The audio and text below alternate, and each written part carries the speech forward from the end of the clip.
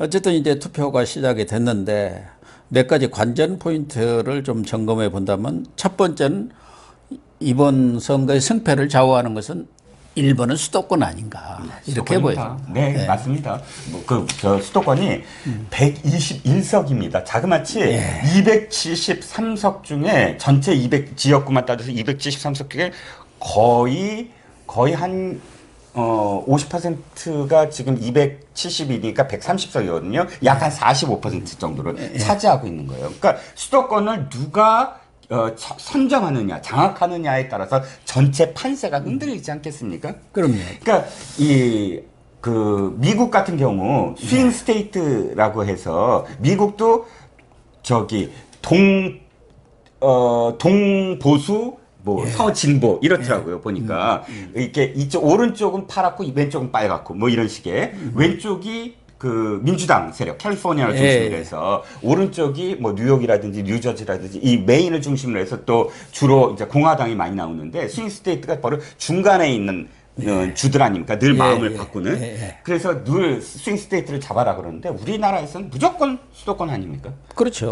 밑으로 가면 사실 양분하 있는 거고 거의 한쪽 파란색, 한쪽 빨간색, 한쪽 파란색인데 문제는 수도권이 몇 대 몇이냐. 그러니까 지난 총선 때는 82대 35 아니었습니까? 네, 82대 35. 다 합쳐서. 탁탁 털어서. 그런데 이번에 지금 민주당에서는 여기에 82석 플러스 알파가 한 10석은 된다. 그래서 90석을 훨씬 넘을 거다. 이렇게 지금 호언장담하고 있는 그런 상황인데 수도권 상황이 상당히 통합당 측에서는 상승세를 가져오다가 소위 뭐 막말 또 뭐 이런 발언 파문이 나면서 좀 주춤하고 정체 상태였던 것 같아요. 그래서 과연 어떻게 될지 정말 관심사가 아닐 수 없습니다. 그런데 특히 말씀하십시오. 수도권에서는 이제 전에 뺏겼던 요 강남권, 그렇죠. 송파, 또 요 분당이라든가 이런 쪽에 뺏겼던 지역을 찾아와야 하는데 이게 또 관심사고 또 하나는 지금 아주 최대의 격전지들 뭐 광진이라든가 동작이라든가 뭐 몇 군데에서 이겨야 수도권에서 말하자면 통합당이 소기의 성과를 거두면서 제1당도 바라볼 수 있는데 참 여러 가지로 기대도 되고 걱정도 많이 됩니다. 네, 그렇습니다. 사실 지금 민주당이 지금 저렇게 오만하다고 지금 표현해야 되나요? 어쨌든 우리는 뭐 3분의 2 넘을 거야 아니면 뭐 과반할 거야 하는 이유가 사실 수도권에 있죠. 딴 거보다. 수도권에 있죠. 수도권에서 분위기가 수도권의 특징이 주로 좀 젊은 층들이 많고 또 왜냐하면 신도시가 계속 생기니까 신도시는 전국에서 사실 또 젊은 층들이 수도권에 유입이 되면서 신도시로 전부 다 가지 않겠습니까? 외지인들이 많은 특성. 그런 다음에 또 하나는 지금의 어떤 보수 세력들이 갖고 있는 품격 뭐 이런 것들에 대해서 사실 젊은 중산층 뭐 이런 층들은 굉장히 이렇게 품격을 또 생각을 할 수밖에 없지 않겠습니까? 이런 것들로 해서 85석 플러스 알파를 얘기하는데 최소한 통합당 입장에서 한번 보면 이 지난번에 85석을 주게 된 것도 아주 전통적으로 수십 년 동안 갖고 있던 곳들을 다 빼앗겼기 때문이거든요. 대표적인 것이 강남을입니다. 예를 들어서 강남을만 해도 24년 동안 한 번도 빼앗긴 적이 없는데 전현희 의원한테 빼앗겼죠. 빼앗겼는데 이번에 박진 전 의원이 가면서 박진 전 의원이 사실 뭐 험난하다는 종로에서 3선을 했고 또 외교 통일 전문가에다가 우리나라에서 뭐 영어 잘하기로 손꼽지 않습니까? 근데 굉장히 세련됐더라고요. 이번에 뭐 선거 운동을 제가 쭉 보니까 제가 사는 옆 지역인데 4년은 쉬잖아요, 보통. 그러면 왜 낙선을 하고 혹은 경선에 참여 안 하고 그러면 사실 조금 뭐랄까요, 좀 둔해지게 정치적 감각이 아무래도 떨어지죠. 아니요. 굉장히 사실 막판에 공천 받으셨는데 지금 쏟아내는 SNS의 선거 홍보 이 영상이라든지 이런 걸 보면 차라리 계속 선거했던 분들보다 훨씬 더 세련되게 보내시더라고요. 그래서 이건 뭐 그냥 삼선되는 사람이 아니구나 라고 생각이 들었고, 양천갑이 문제입니다. 양천갑이 28년 동안 한 번도 뺏긴 적이 없어요. 그게 원희룡 의원이 예, 삼선을 그렇죠. 했던 지역이고, 그 이전부터도 한 번도 뺏긴 적이 없는데, 이번에 뺏겼어요. 이기재 선수가 나갔다가 황희, 그러니까 예. 문재인 대통령의 오른팔한테 뺏겼는데, 그 지역을 지금 송한석 검사가 가서 지금 선전을 하고 있습니다. 그러니까 이 뺏긴 곳들을 다시 되찾아오는 것. 그 다음에 송파, 가불병 아시죠? 예, 그렇죠. 그 어느 때보다 송파 가불병에 인물 위주의 그 공천을 했지 않습니까? 예. 김근식, 그 다음에 배현진. 예.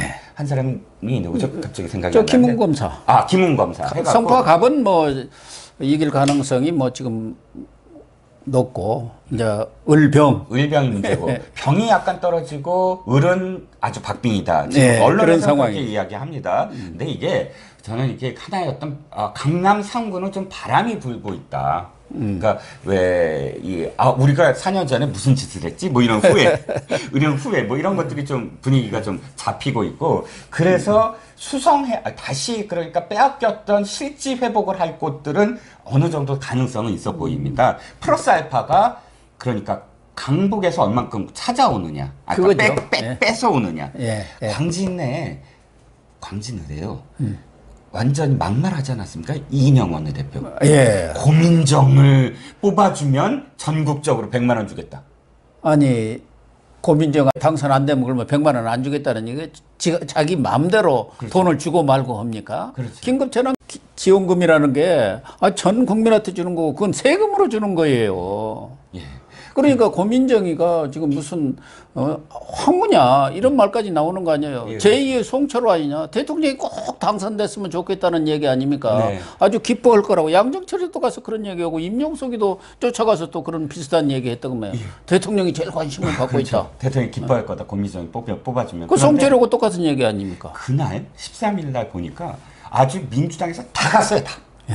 뭐 이낙연도 지역구 빼고 제천에서 올라와서 가고, 또 뭐 박강원도 가고 아주 총력을 기울이더라고요. 이유는 한 가지입니다. 원래 광진을이 추미애가 5선을 자그마치 4, 5, 20년 동안 해먹은 곳이에요. 거기가 그 이전부터 안 뺏겼어요. 그런데 왜 무리수를 뒀을까요?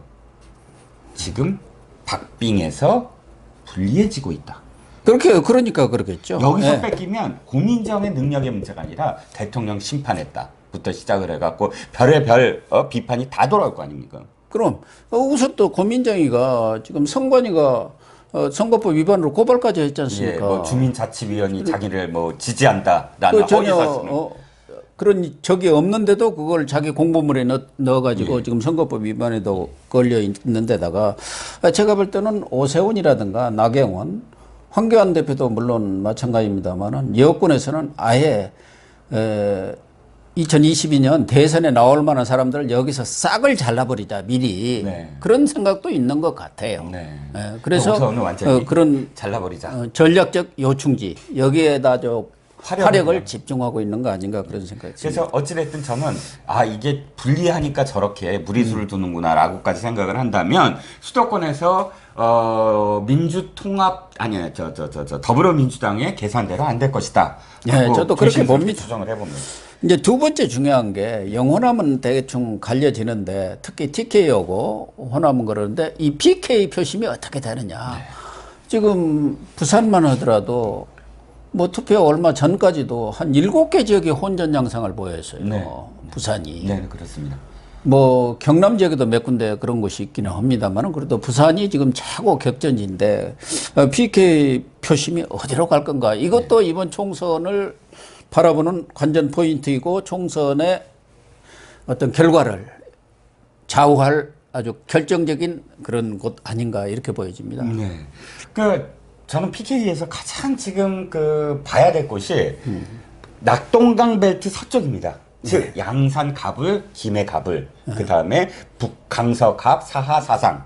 이것만 보면 여기서 얼만큼 여기서 7석, 아까 한 5석을 가져갔어요, 민주당이 전체에서 9석 중에 여기서 통합당이 최소 4석 이상을 다시 빼앗아 온다면, 지금 민주당이 과반을 넘겨도 곡소리가 나옵니다. 네, 그렇죠. 왜냐하면 거기가 다 문재인 노무현의 성지들이거든요. 그렇죠. 이른바 자기들끼리는 낙동강 벨트라고 하지 않습니까?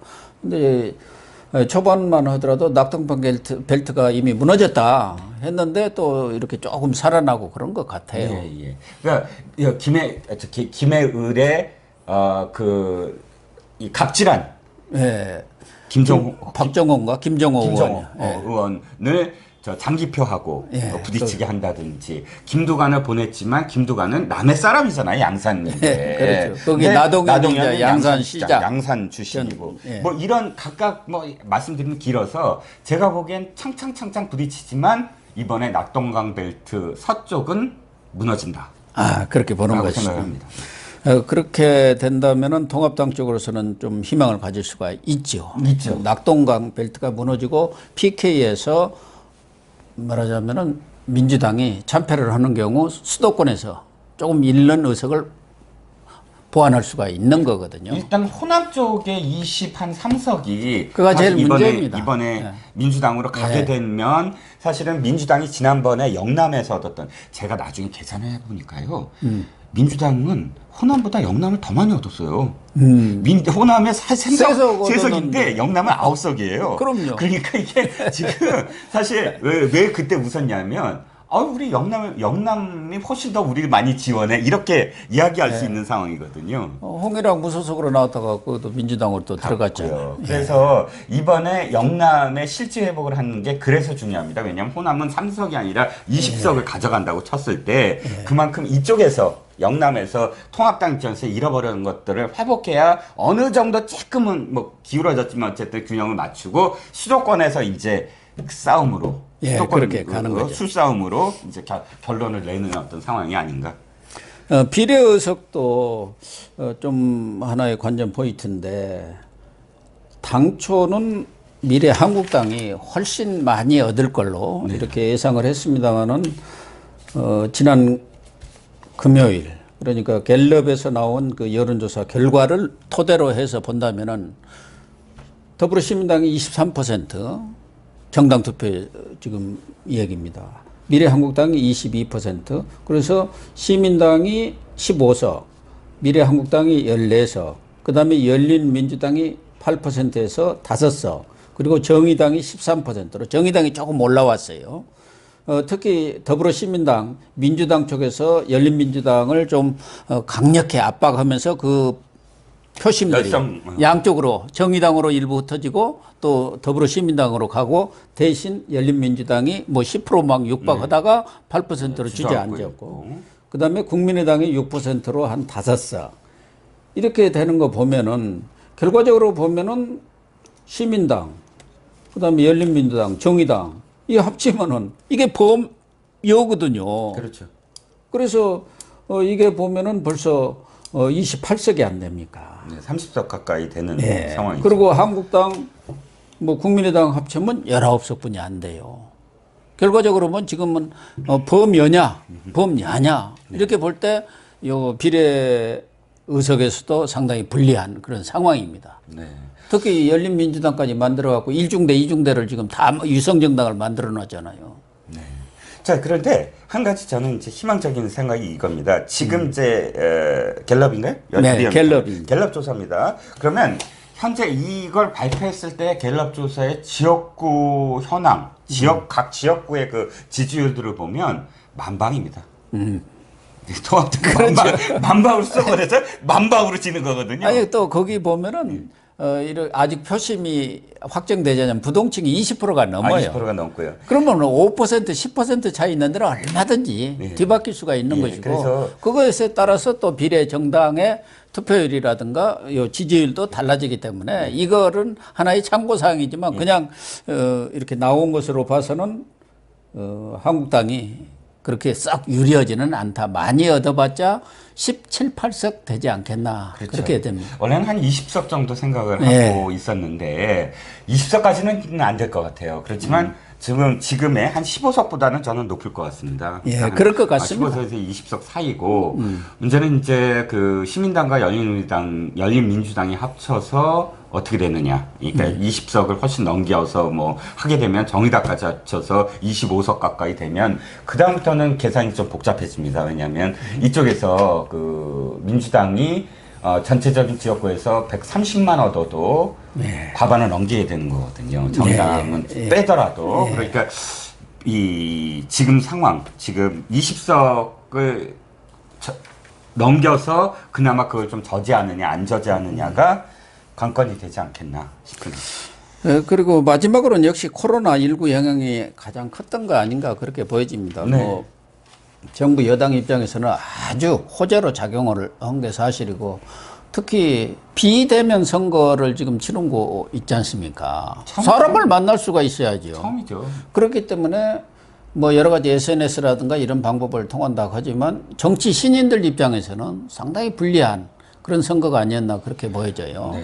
네. 선배님도 이렇게 늘 현역 시절에 이렇게 취재를 해보셨겠지만 야당의 바람이라는 거는 사실은 차곡차곡 쌓이는 거죠. 어느 날 갑자기 해가 말짱한데 바람이 윙 하고 불어서 그 바람이 되는 게 아니지 않겠습니까? 그렇죠. 바람은 멀리서부터 조짐이 있잖아요. 점점 이렇게 뭔가 미풍이 부네. 저게 완전히 뭐 크게 태풍의 핵이 됐네. 이런 단계가 거쳐야 되는데 자, 이 선거 2주일 전부터 사실 선거운동이 개시되지 않겠습니까? 근데 선거 2주일 전 2주를 보시자고요. 전체 이 기사에서 코로나 기사가 톱 아니면 3분의 2예요. 그러니까요. 3면까지 다 하고 정치 기사는 뭐 그 다음에 정치면에 가야지 있는 어떤 상태. 방송도 마찬가지였습니다. 패널 넷이 있으면 패널 둘은 하나나 둘은 언제나 저기였어요. 과학 전문가들. 감염내과 전문가들이었어요. 그렇죠. 그리고 3분의 2가 코로나 얘기였고 3분의 2 마지막에 사회 얘기하면서 정치 어떻게 될 건가. 이런 상황입니다. 그렇죠. 바람이란 건 제가 보기엔 뭐냐면 이거예요. 사람들이 만나서 이 정치 어떻게 될 것 같아? 야, 지금 정부 잘하는 거야? 못하는 거야? 이번엔 무슨 인물이 나올 것 같아? 야, 당대표 왜 이렇게 못해? 이런 이야기들을 서로 나눠가는 것이 사실은 그러면서, 이 정치적인 그 이야기가 뭐냐면 이야기를 하면서 정리가 되거든요. 네, 예. 그리고 생각이 있게 되고, 생각이 있으면서 하나의 어떤 세를, 그래? 그러면서 사람들이 이런 생각을 갖고 있구나라고. 공론장이 형성이 되는 거거든요. 맞습니다. 소위 말해서 여러 얘기하는. 사람이 모이고 또 그런 속에서 서로 이야기를 주고받으면서 자기 생각도 정리를 하고 결심을 하게 되는데 지금 만나지를 못하니까. 그렇죠. 그러니까 그 사회적 거리두기 좋아요. 이 코로나19 때문에 어쩔 수 없는데 그 사회적 거리두기가 정치적 거리두기까지로 이렇게 발전해 버린 거예요. 비화된 거예요.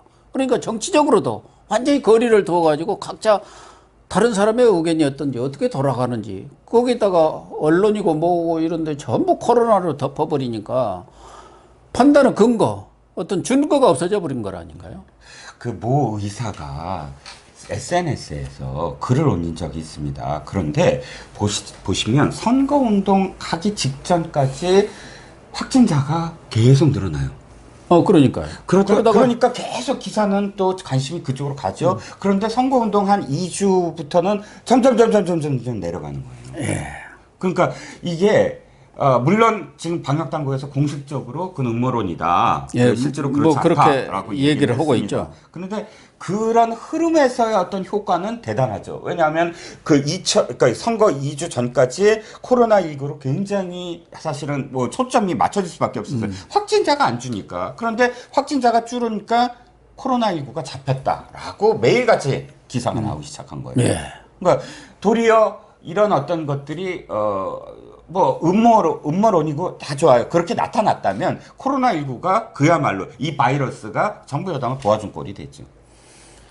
그래서 김종인 총괄선대위원장도 지금 코로나 확진자가 줄어든 게 정부에서 그 확진의 어떤 요건을 폐가 문제가 된 사람, 폐 질환이 생긴 사람으로 이렇게 축소를 하다 보니까 그런 거 아니냐. 그러니까 총선이 끝나고 나서 이게 제2의, 제3의 이런 파도가 밀려올 거다. 뭐 이런 얘기까지를 하고 있는데 뭐 정부는 아니라니까 어떻게 할 방법은 없습니다. 믿는 수밖에. 네. 아니, 또 하나는 바이러스가 스스로 정부 여당 선거운동을 해준 꼴이 됐습니다. 스스로.